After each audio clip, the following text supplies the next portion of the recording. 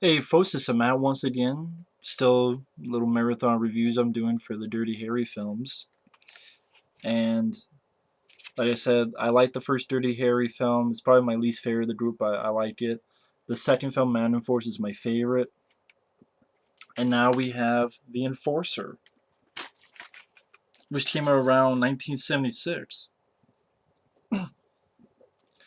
Now, The Enforcer, pretty much the gist of the story is Clint Eastwood going it up against these, I don't know if you want to call them militant group, revolutionaries, sort of terrorist type of guys, type of group. And he has a new female partner played by Tyne Daly, which I think that's how you pronounce her name, Tyne Daly.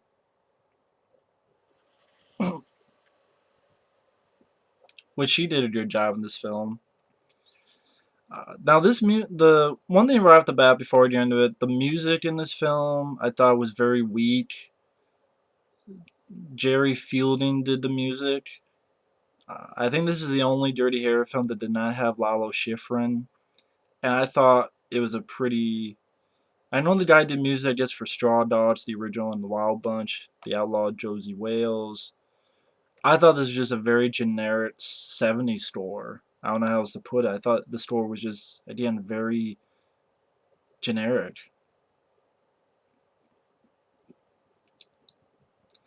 I guess this film was actually intended to be the last Dirty Harry film of a trilogy. A poll conducted by Warner Bros. In '83 led to the development of a fourth film, Sudden Impact. Hmm. But yeah, I thought this was a very sort of blase score. As opposed to Lalo Schifrin, like the score in the first film, it fit that film, and the second film is my favorite score of the group. And then the scores after for Sudden Impact and the Deadpool, I thought the score was pretty weak. But pretty much the setup is that you have these two guys who are work for the gas company. This woman lures them in, and they get killed. And again, it's R-rated. I think it's yeah, it's R-rated, and bloody. And they're pretty much like a group of revolutionaries. Again, I don't know if you want to call them militant group, revolutionaries, how the hell you want to call them. And at the same time, Harry's doing business. Like they're calling for this heart attack victim. He gets there, he just kisses the guy. Get up, come on, get up, get up. Kiss the guy, get up, come on, get up. Grabs him, pulls him up, and you realize it's a guy who fakes it. What are you complaining about? You got your free meal. Yeah, but I like riding in the ambulance. This tells the guy to get lost, but then you have a real crime taking place where this liquor store, kind of like a liquor store. Not sure if it's really a liquor store, just sort of a store that's held up. A store that's held up, there's hostages and they want a car. So they want some. Harry comes in, has to lie down face down on the ground, just know who's in there. Comes out. One guy asks, "What are you gonna do?" Give him one, and he just drives the car right through the fucking front of the store and shoots like three of them and takes care of business. Of course, like all the Dirty Harry films, he gets reprimanded by superiors and says, "You're going to be off the streets for a while. You're going to be working personnel." East was like, "Personnel? That's for assholes." Like, of course, his superior is like, "Well, I worked for personnel for 10 years." And East was like, "Swell." And they're doing performance reviews. That's what personnel's got to do, performance reviews. Um, and on the group, you got Eastwood, you got a few other guys, you got this woman who's with the mayor, and they talk about how they want to put women in there as well for more equal rights. And Eastwood doesn't give a fuck. Tyne Daly comes in, and I think she does a really good job. She's not a flake. She's not a weakling. She's not, ooh, a broken nail. She's not annoying. I think Tyne Daly did definitely one of the best parts of the film. Is her role, her character, her performance. And East was like asking, well, what's your best felony arrest? Oh, I didn't make one. Okay, what's your best misdemeanor arrest? I haven't made one either. Then what gives you the right to, what gives you the right to work for homicide and such? And pretty much the woman with the mayor's like, you want this girl to fail? And he's like, no, I want her to know what she's going to do when someone comes up and goes, give me your gun, you son of a bitch. Like,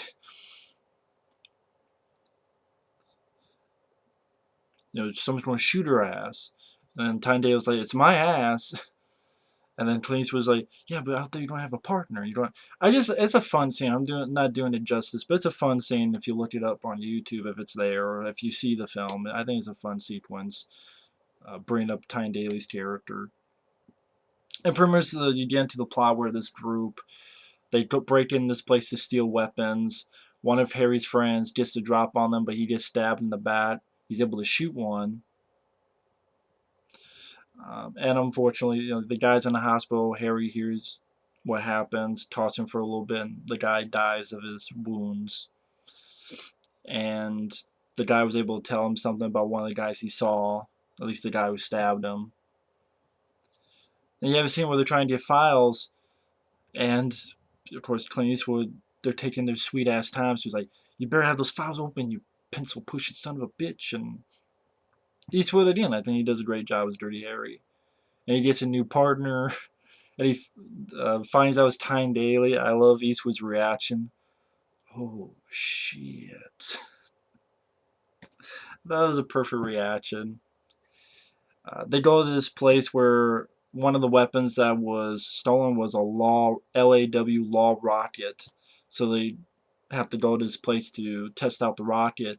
And Tyne Daly, you tell she's a rookie. She's right behind the pretty much like a bazooka, and Harry has to pull her off to the side before it fires, which would have burned her face off. They go to a coroner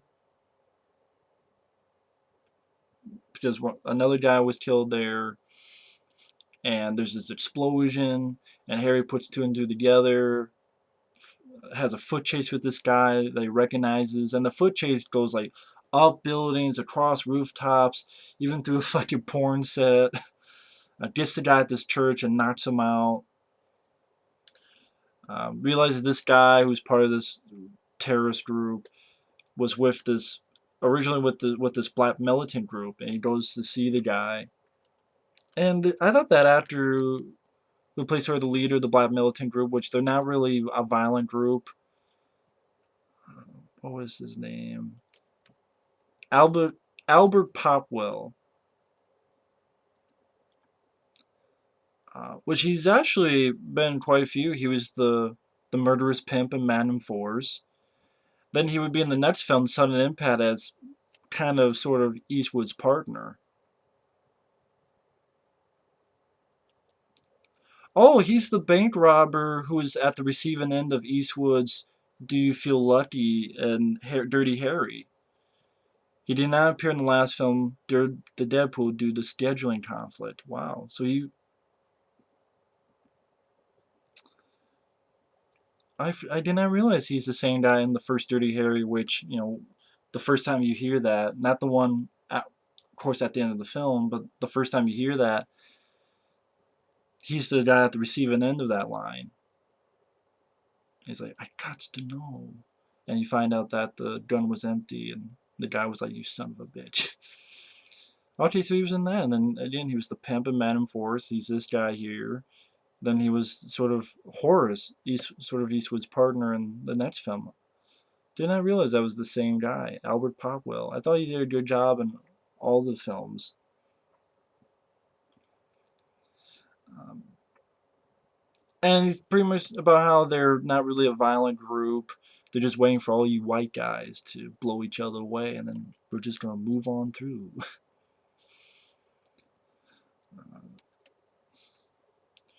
And then pretty much he makes a deal, but of course when Eastwood leaves, the other cops get there and they're assholes and they blame the black militants and make them try to be patsies on it, or they think that they're the ones that did it, and they get this, I don't want to say commission, but they get almost like this little celebration, and Eastwood finds out. He's like, "What the hell are you guys doing? Those are not the guys who did it. Those are not the guys. I mean, the guys who did it are still out there." Pisses off the superior and says, "Oh, you have a 3rd-day suspension. Make it 90." And they do some back and forth, and all of a sudden he goes, "Stick this in your ass." So he pretty much gets let go, and the fact that his partner backed him up and didn't just sit there for the celebration for something she didn't deserve. She's went with Dirty Harry and bonds with Harry and feel like, okay, this girl, this woman, she's actually someone that Harry can not only trust but can be impressed by, can have respect for. And that's when the mayor gets kidnapped by this group. And they try to see Harry again, and the superior tries to get in Harry's face, and Harry goes, "May I make a statement? The mouthwash ain't working. Ain't making it." That's what, your mouthwash ain't making it. And, pretty much tells them to go fuck themselves. They didn't want to listen to him before, he's not going to do anything for them now. Tossed to the Black Militant group to see if there's any other information, because he's been let go because he was innocent. He's like, "You don't tell me, I'm going to tell people you were an ear. You're right that you did tell me." And he's like, "No, don't even say that, not even in a joking way. So you really are a dirty son bitch." And Eastwood's like, "The dirtiest." I like the dialogue in this film. I like his relationship also with Tyne Daly, and I thought Albert Popwell, as the leader of the Black Militants, he was actually a likable guy. Pretty much leads into this massage parlor, and he even gets upset because he's got to pay fucking $75. It's like, $75? But he's in this massage parlor in order to get information, and brings him into this room with his sex doll. And he's like, "Huh, $75 to make you with a doll, huh?" And pretty much he's looking through and fights a couple guys off in order to get some information. This big guy, Eastwood beats the shit out of him, gets this other guy, pretty much presses his face with a fucking plunger. And pretty much finds out that the priest that he saw earlier when he chased that one guy in the church, he was with that group, and sees it. Find out the guy was a former militant guy. Tyne Daly is able to save Harry because this woman was about to shoot him in the back. And one thing leads to another, finds out that they took the mayor to Alcatraz, which I thought was kind of a cool idea for an ending where, they're holding the mayor up in Alcatraz. And Clint and Tyne Daly on the bullet, he's able to flush one out with his fucking water hose. Tyne Daly shoots one, gets the mayor, Clint shoots one. And then, sort of a shocker, in a way, at this point, she saves Harry and gets shot. And she dies. And I have to think people probably didn't expect that Tyne Daly would get killed. I mean, what a female partner, who's likable character, and then she gets killed. And it's sad because you feel for the character and you like the character. I think for the first time people saw it was a shocker. Kind of a ballsy move, to be honest. And Eastwood goes after the last guy and gets that rocket and shoots the guy off his perch. I will say though that the shot itself is pretty weird looking, because when you look at the shot where Eastwood actually shoots the bazooka, the law rocket, if you look at the Eastwood, I don't know if it's Eastwood himself or whoever, you look at it, how do I put it? It's like this, like, okay, see the guy's there, and I'm holding it like this. It's like you just see the hands, you don't see the character. I don't know how to do with this camera, but maybe go backward more. Like you have the hands like here, and all of a sudden the hands disappear, but the rocket stays there as it shoots. Like the bazooka's here, he fires, and it goes off against the guy on his perch, But when he fires, the hands disappear, but yet the bazooka stays in position. I'm like, look, Ma, no hands. And I'm like, how the fuck? Someone fucked up. I mean, it's like, for some reason, you watch the scene and then both hands are let go, but the bazooka stays in position. And I'm like, how the hell does that happen? Is it magically floating in the fucking air now? I just thought it's a weird looking shot, and you can tell they fucked up. Like, why did they even have the hands let go? Or what the fuck did happen? Like, I think it's a shot they fucked up pretty badly. But I like the idea, him shooting his bazooka, to the main bad guy. But the way it looks, it just looks weird, and they fucked up. But then the mayor gives his thanks. He ignores the mayor and goes off, to stand by his dead partner. And once again, you have a wide shot. And the ironic thing is that his asshole superior comes in with the helicopter saying, "We got your money, we got your money," when Dirty Harry and his partner have done all the business. And I don't like this film as much as Man Force. I mean, the villains are not too interesting. You don't really know much about the villains. They're just revolutionary terrorists that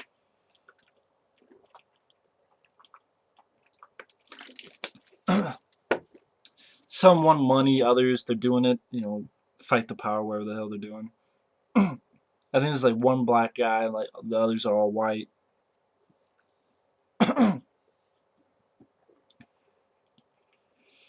And like I said, that last shot with the bazooka is a very awkward shot. But I still enjoy the film. I like the whole ending taking place on Alcatraz. I think that's a pretty cool idea. I thought Tyne Daly did a really good job, and she was a good partner for Harry. I think some critics thought that Tyne Daly did a better job than Eastwood, but I thought Eastwood did a good job. I like the scene where he drives the car right in, gives them what they want, drives the car right in through the store. Um, didn't really have as much action as, say, Bantam Force. But you did like a decent foot chase, which again I thought was fun that they actually had to run through a damn porn set. Uh, the scene where he goes to the massage parlor, I think that was a fun scene. And then the stuff with Tyne Daly, I thought they worked well together. Again, I thought the ending was pretty good ending on Alcatraz. This is the only one that can't think of a catchphrase that Eastwood had though. Like the Bantam Force, a man's got to know his limitations, or the first film did fire 6 shots or maybe 5. And Sudden Impact, Make My Day, and the Deadpool even Shit Out of Luck.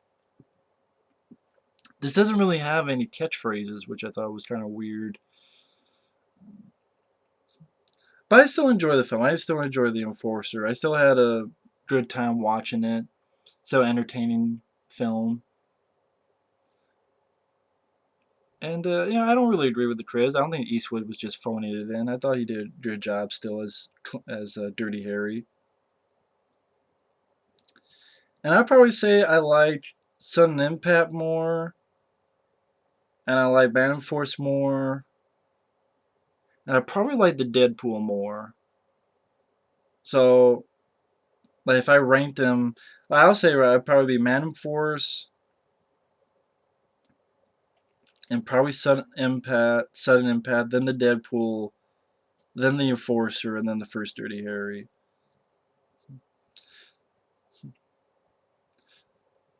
But it's still an entertaining film. So, that's the Enforcer. Thanks for watching, take care, and stay tuned for a review of Sudden Impact later.